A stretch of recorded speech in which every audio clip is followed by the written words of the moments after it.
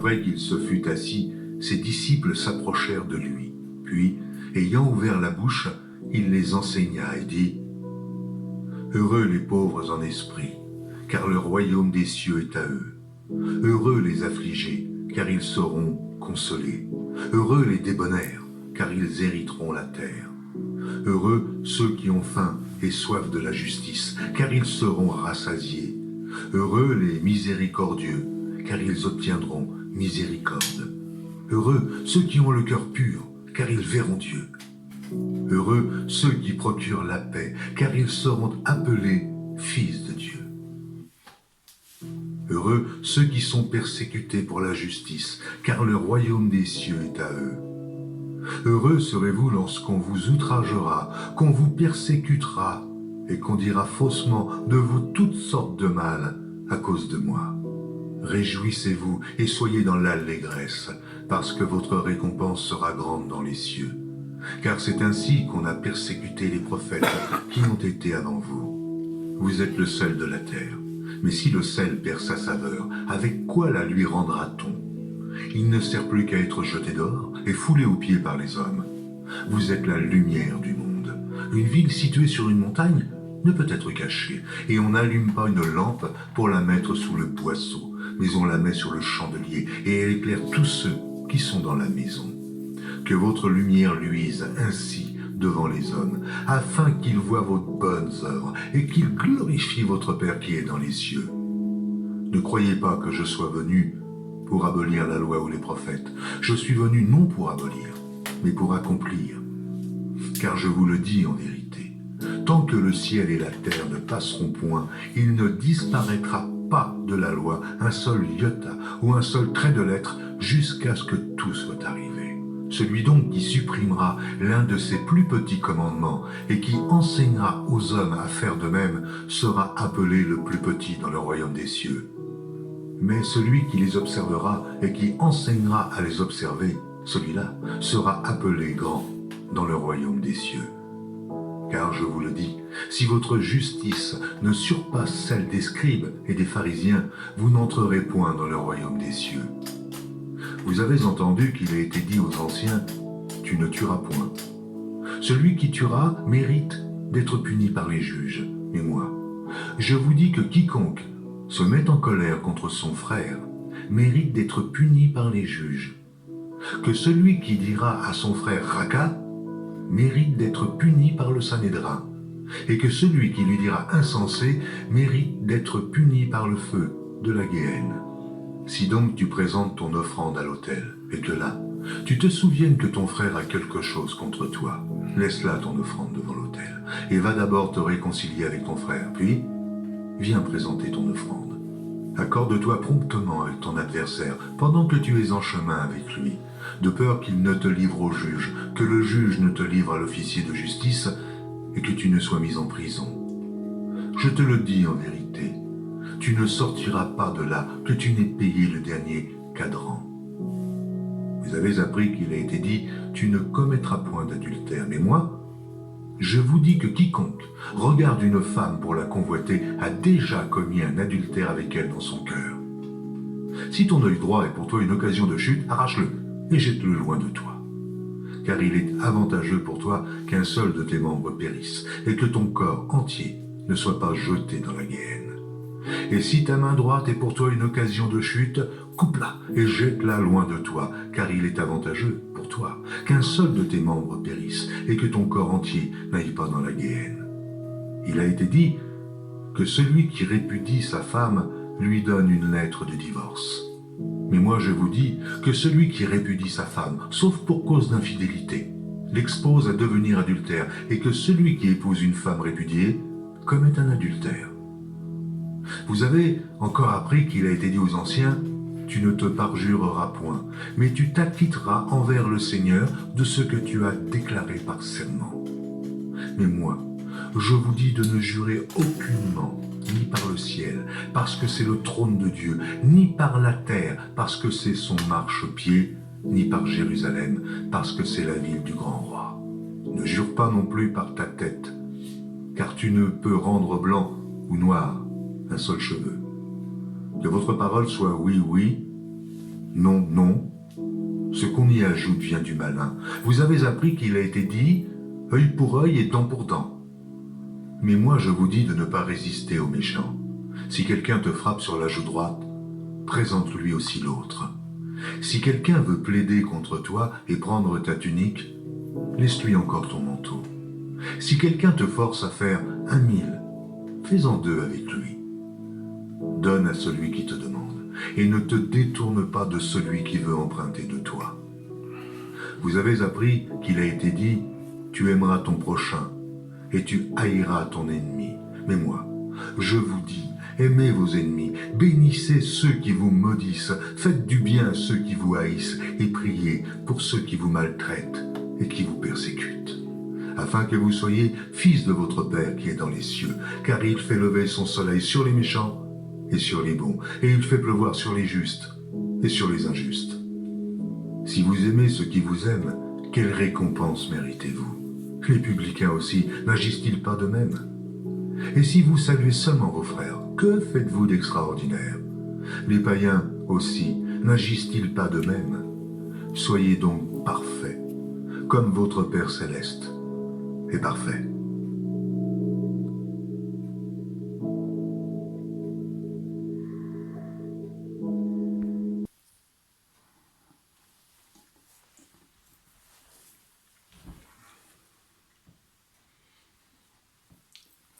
Bonsoir à tous. Une fois de plus, je suis parmi vous et je suis heureux. Ce que je vais vous dire ce soir, c'est beaucoup de révélations. Pour ça, je vous dis bonsoir. Je vous salue au nom de notre Seigneur et Sauveur Jésus-Christ. Je vous salue au nom de notre Père éternel. Parce que je suis heureux ce soir et content d'être encore une fois parmi vous. Car j'ai la joie et le privilège de vous apporter un nouveau message de la révélation de la part de notre Seigneur et Sauveur Jésus-Christ. Que Dieu vous bénisse avec ce message. Depuis que le monde est monde, on nous a toujours dit qu'il y a une seule loi. Et dans la Bible, dans les Écritures, il y a 3 lois. Je sais que ça n'a peut-être aucune importance, mais ce que moi, je vous dis chaque fois, ce que, 1 minute s'il vous plaît,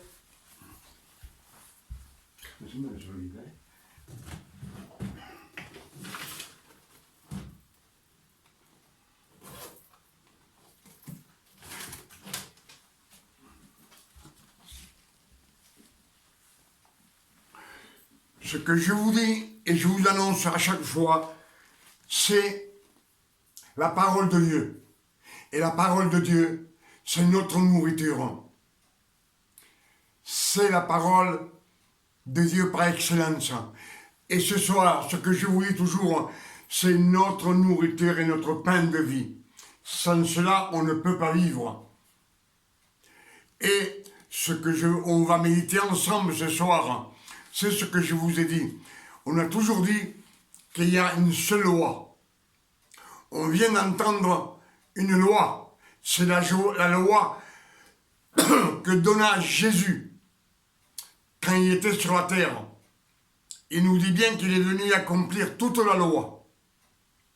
Mais ce qu'on a entendu, c'est que Jésus a changé la loi. Il vous dit bien, la loi vous dit de ne pas commettre l'adultère. Moi, je vous dis que simplement en regardant une femme pour la convoiter, vous avez commis l'adultère dans votre cœur. C'est-à-dire qu'on est perdu. Après, il nous dit, si on vous frappe sur la joue droite, tendez la gauche. Ça ne veut pas dire que c'est une gifle. Ça veut dire que si quelqu'un vous injure même, et vous touche l'amour-propre, c'est-à-dire ce que vous, ça vous domine, ce qu'à vous, ça vous met en colère, il faut baisser la tête et rien dire. C'est encore plus difficile qu'avant, parce qu'avant c'était œil pour œil et dent pour dent. Tu me frappes, je te frappe. C'était très facile à comprendre. Et après, il nous dit bien aussi que ça nous oblige à faire 1 kilomètre avec quelqu'un, faites 2 kilomètres avec lui.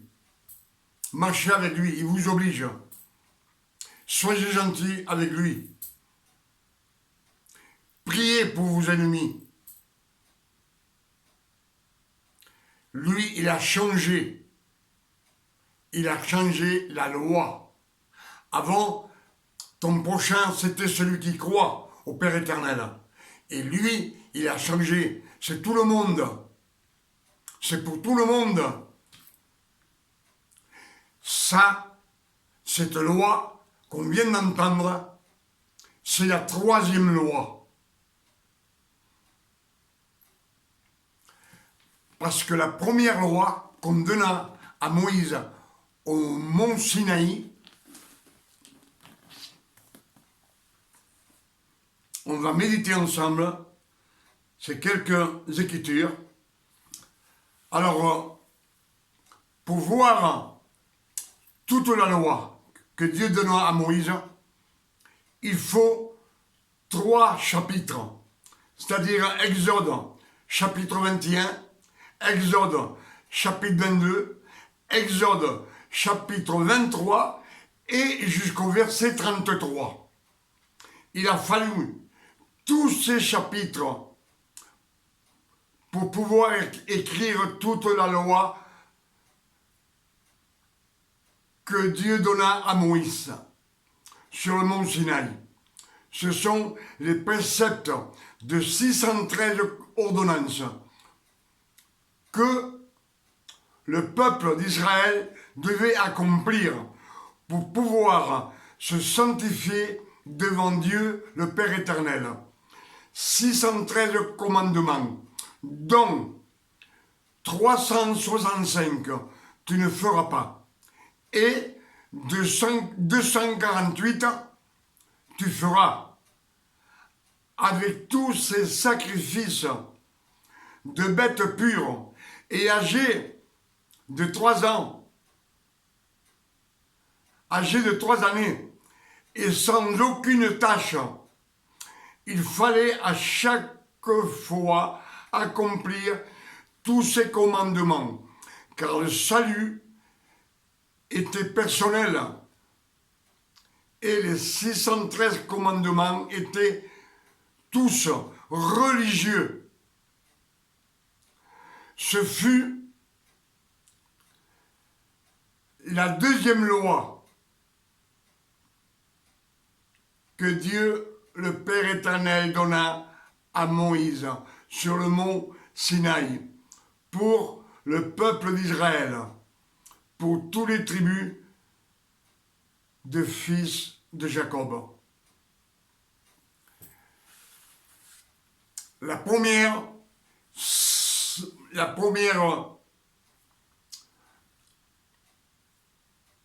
loi que Dieu voulait donner au peuple d'Israël, c'était les 10 commandements. Mais quand Moïse descendit du mont Sinaï, qui venait de passer 40 jours avec 40 nuits, les 40 jours, les 40 nuits, c'est pour le monde entier, il voulait leur donner les 10 commandements. Mais ce fut le péché de Moïse. Parce qu'il se fâcha. Se fâcher dans la loi, c'est une transgression, c'est un péché. Et il rompit les tables de la loi qui étaient en pierre. Il les rompit. Et ensuite, il se mit à l'écart. Et il dit que celui qui est avec le Seigneur, avec moi, qu'il vienne vers moi. Et tous les Lévites vers lui. Et il leur dit, prenez votre épée, mettez-le sur votre côté. Allez à la porte de chaque camp et tuer vos amis, vos parents, même si c'est de votre famille. Et ce soir, Moïse, Orona et 3000 personnes mourir, 3000 hommes. Sûrement qu'il y avait des hommes et des femmes. Ça, c'est le péché de Moïse.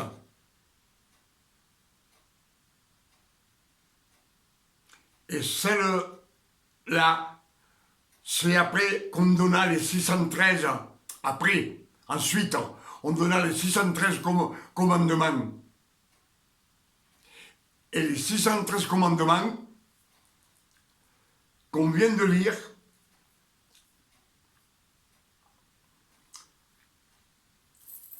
qui se trouvent en Exode, chapitre 21, Exode chapitre 22, Exode chapitre 23, verset jusqu'au 33.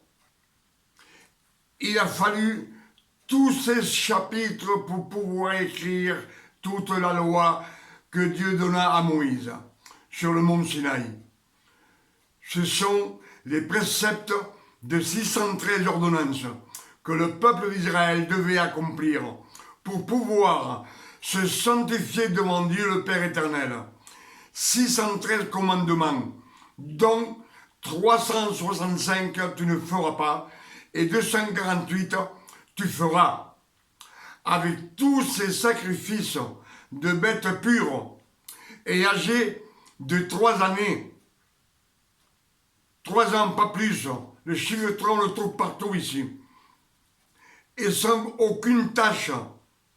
Et il leur fallait à chacun accomplir tous ces commandements, car le salut était personnel.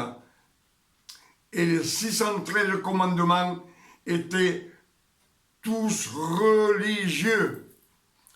Il dit bien qu'ils étaient tous religieux. Non, c'est moi qui le dis. Qu'ils étaient tous religieux. Mais si vous réfléchissez, vous comprendrez bien que c'est tout religieux. Tu veux que je te demande pardon? Tu veux que je te pardonne? Demande-moi pardon. Donnant. Sinon, il n'y avait rien. Ce fut la loi que Dieu, le Père éternel, donna à Moïse sur le mont Sinaï pour le peuple d'Israël, pour les 12 tribus des fils de Jacob. Là, on a vu la première, c'est les 10 commandements. La seconde, c'est les 613 commandements, la loi de Moïse. Et la dernière loi, celle que Christ, on a entendu, que lui, il a changé beaucoup de choses. Il l'a mis encore plus facile pour l'être humain de pouvoir accomplir cette loi. Jésus, le Christ, a changé beaucoup de choses. Et c'est la troisième. Pour cela, je vous dis, c'est encore un 3, que tout a été fait pour le Fils de Dieu, le Père, le Verbe et le Saint-Esprit. On revient toujours au numéro 3.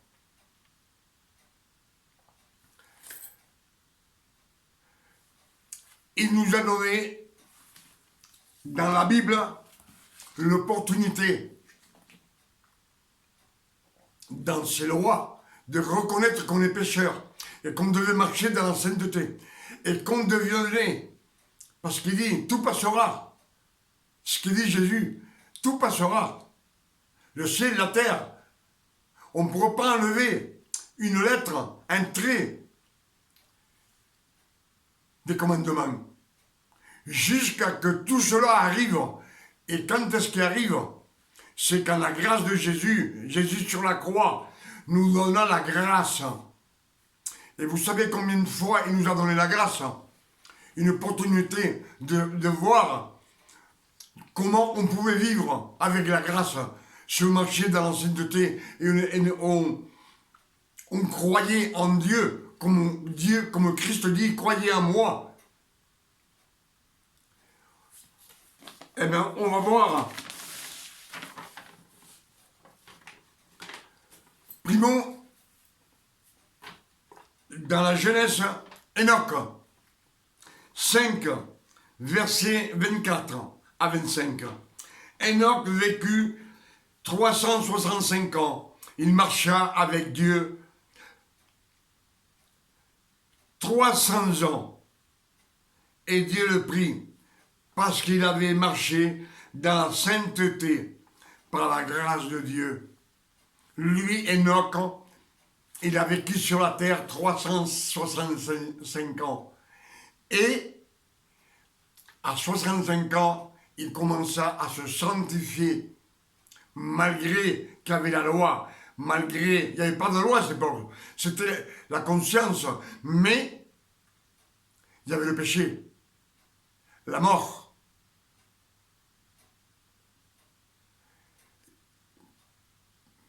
Qui était sorti du jardin d'Éden, la maladie. Et le péché allait de plus en plus en augmentant. Mais lui, il marcha 300 ans avec le Père éternel. Et lui, il ne mourut pas sur la terre. Dieu le prit, il l'enleva, il le monta au ciel. C'est la première fois que Dieu nous fait voir. Il veut qu'on comprenne qu'avec la sanctification, on peut aller au ciel. Ça, c'est la première fois. La deuxième fois qu'il nous enseigne sur notre façon de vivre, si on choisit de croire au Père éternel et marcher comme lui, il voulait qu'on marche. Pas comme nous voulons, mais comme lui, il veut. Alors Genèse 12, verset 1. Abraham crut en Dieu et il marcha 100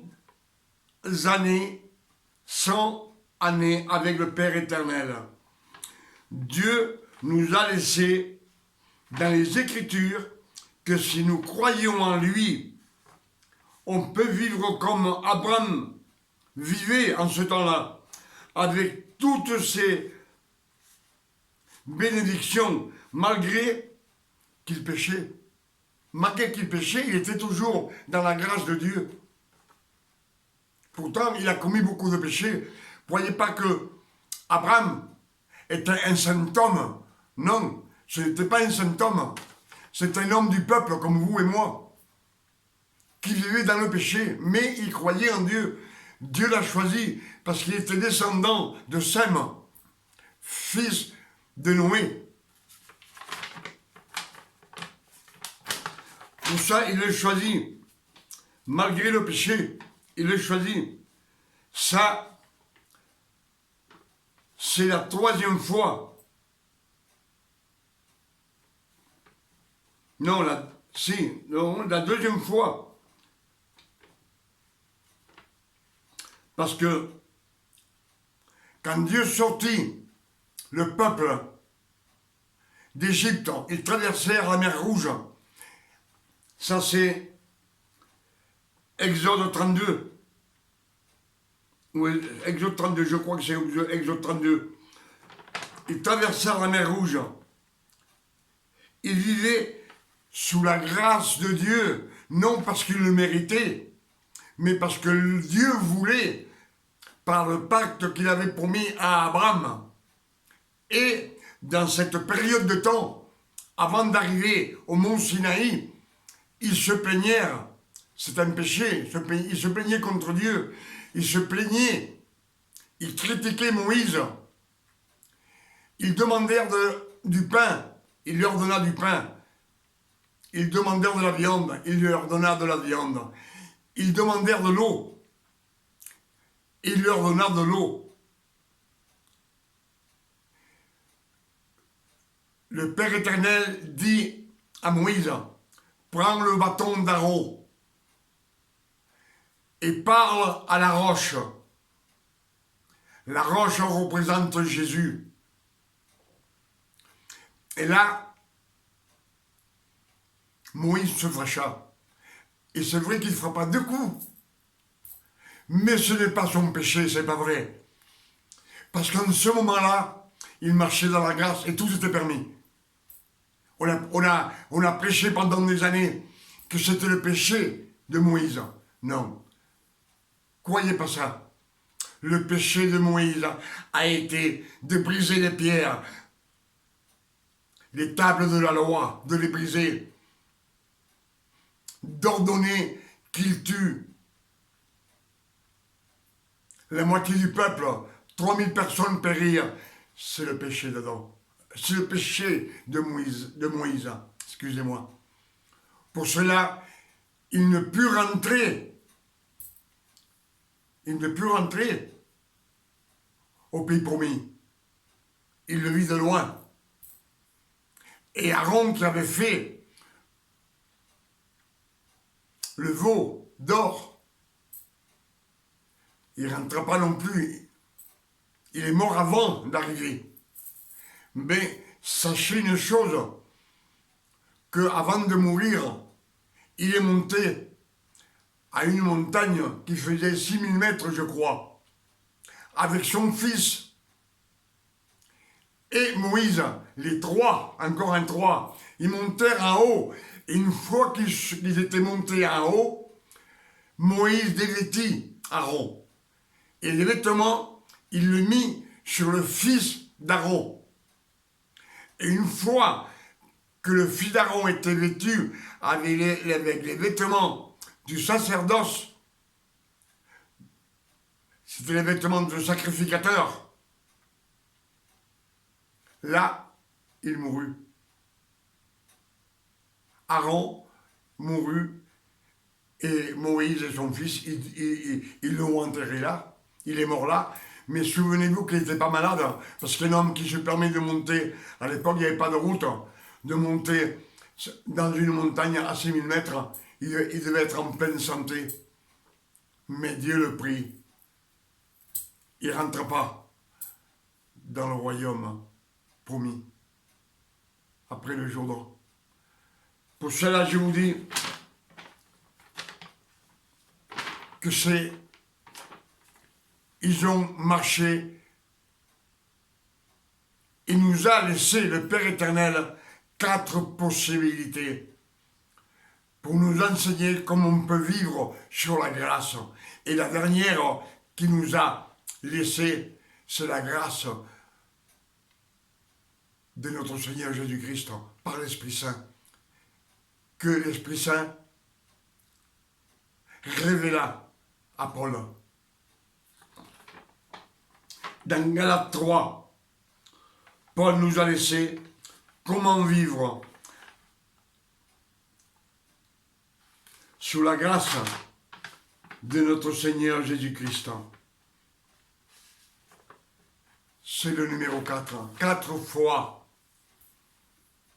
C'est pour le monde entier, pour qu'on vive comme lui veut, comme nous vivions sur la terre tranquille. Comme il dit, celui qui suit ma parole et qui la médite nuit et jour, il est comme un arbre planté dans un courant d'eau. L'eau, c'est la parole de Dieu. Il dit que ses feuilles, ils seront toujours vertes, elles tomberont jamais. Tout lui réussira dans la vie. Je pense qu'on a médité beaucoup de choses ensemble. Mais souvenez-vous que dans cette création, le numéro 3 et le 4 sont partout. Et le numéro 3, comme il nous donna 3 lois, 3, c'est pas une seule. La première, c'est les 10 commandements, celle qu'on a dans le cœur aujourd'hui. Que l'Esprit de Dieu, le Père éternel dit, j'ai mis l'esprit de mon Fils dans votre cœur. Pour cela, vous êtes fils de Dieu. Et ce que je suis en train de vous dire, c'est tout dans cette merveilleuse parole qui est la Sainte Bible, qui est la parole de notre Seigneur Jésus-Christ. Ce que je vous ai dit beaucoup de fois, à d'anciens temps, le Père éternel regardait sur la terre, parce que lui, il ne commandait pas sur la terre. La terre était commandée par Satanas, par le diable. Et quand Dieu regardait un homme qui marchait un petit peu intègre, qui était chercher Dieu, il le choisissait comme prophète. Et après, le Verbe, il lui disait, va, parle, parle. Comme Ézéchiel qui lui dit, mange ce livre, ce rouleau, mange-le et parle. Il parlait aux hommes, aux rois, il parlait surtout au peuple, pour qu'ils changent de direction. La direction qu'ils avaient prise, c'était une mauvaise direction, c'était dans le péché. Et ce que je vais vous dire, que quand on renaît de nouveau, renaître de nouveau, c'est que la sainteté de Dieu est venue sur nous. Quand on est dans le monde et qu'on n'est pas avec Jésus, quand on voit quelqu'un, par exemple, qui son portefeuille tombe par terre, on se tait. Ou on essaye de cacher et met le pied dessus pour le reprendre. Mais quand le Fils de Dieu, l'Esprit Saint, vous révèle Jésus, votre mentalité a changé complètement.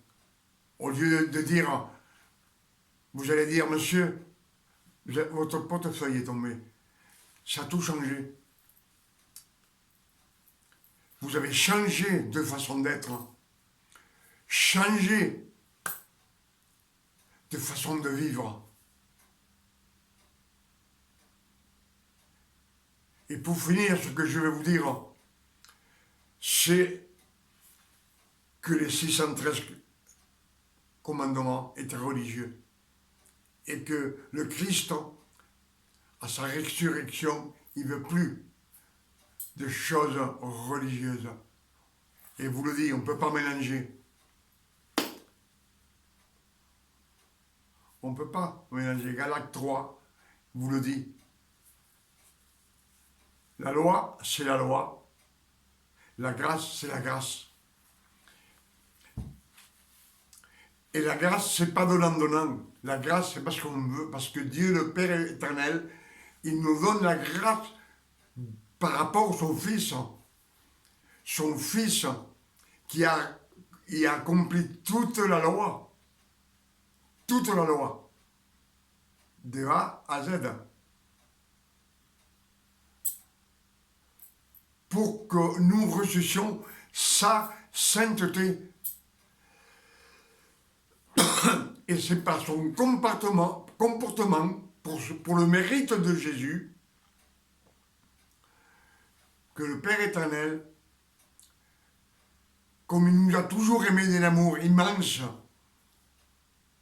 il nous choisit comme fils. Et après, il nous donne sa sainteté. Il nous donne l'héritage du Père éternel. L'héritage du Père éternel, c'est pour le Fils. Et l'héritage du Fils, que nous sommes frères en Christ, l'héritage du Père est pour nous aussi. Pour cela, il vous dit, venez à moi.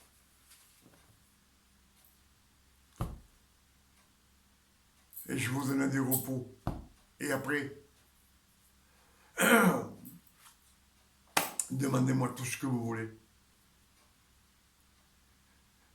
Ne jeûnez pas. Ne faites pas ça pour amour pour Dieu.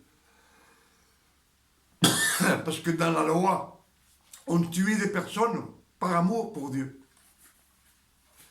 Et Dieu dit, tu ne tueras point.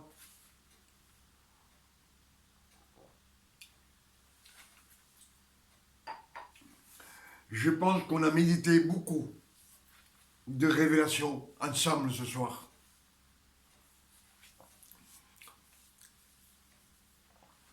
Et je vais demander au Seigneur qu'avec ce message, il vous bénisse.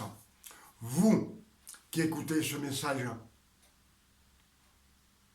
qui êtes attentif à la parole de Dieu, parce que vous n'êtes pas attentif à moi, ni à mon chapeau, ni à ma qualité, vous êtes attentif à la parole. Et la parole, c'est la parole du Père éternel, c'est le Verbe.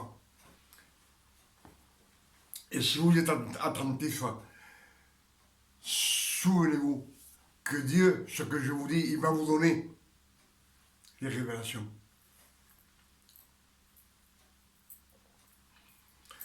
Sur ce message, je vous dis que Dieu vous donne une nuit de repos, de tranquillité, de paix, de santé, de bien-être, vous et vos familles. Et moi, je demande au nom de notre Seigneur Jésus-Christ, à vous tous qui écoutez mes messages et qui êtes là en train de me regarder, que Dieu vous donne une nuit de repos, de tranquillité et de paix. Pour vous et pour vos familles et pour vos amis. Que Dieu vous bénisse et qu'il vous garde. Dans le bon nom de Jésus. Amen. À la prochaine, si Dieu le veut. Mais j'espère que je vais vous retrouver demain. Vous me verrez encore avec des lunettes ou sans lunettes. Mais ça sera pareil. On sera ensemble. Et un jour, on sera ensemble en haut, près du Père éternel. Que Dieu vous bénisse.